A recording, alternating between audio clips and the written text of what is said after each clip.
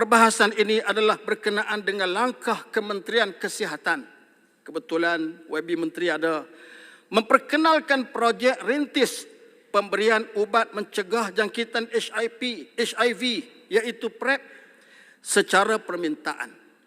Saya ingin menegaskan bahawa implikasi terhadap tindakan tersebut sangat besar, khususnya kepada perkembangan golongan LGBT atau spesifiknya golongan G dalam negara ini.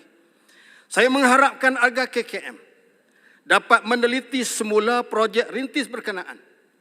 Ini bukan kerana kita menolak prinsip kementerian untuk menyelamatkan golongan yang berisiko kepada HIV, tetapi kita memerlukan suatu pendekatan yang lebih menyeluruh untuk memastikan golongan G dan LGBT umumnya tidak terus berkembang dalam negara ini.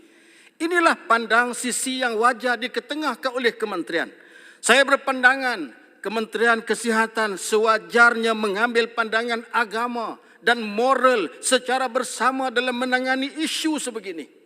Sinergi bersama JAKIM dan Majlis Fatwa di negeri-negeri seharusnya dirundingkan secara berstrategi bagi mengelakkan implikasi yang lebih parah kemudiannya jika projek rintis pemberian PrEP ini diteruskan.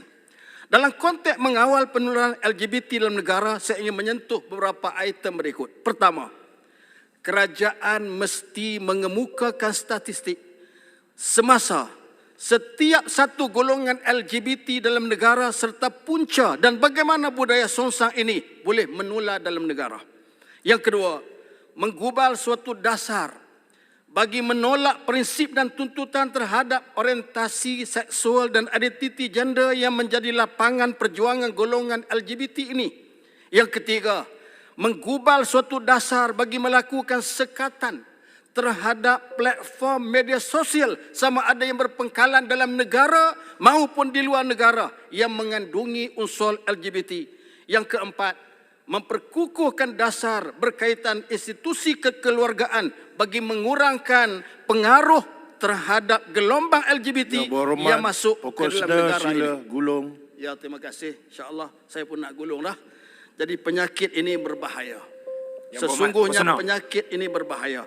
Bukan, iya. Boleh habis dah? Cerahan sikit. Habis dah? Sikit le. Okey. Waktu dah tamat.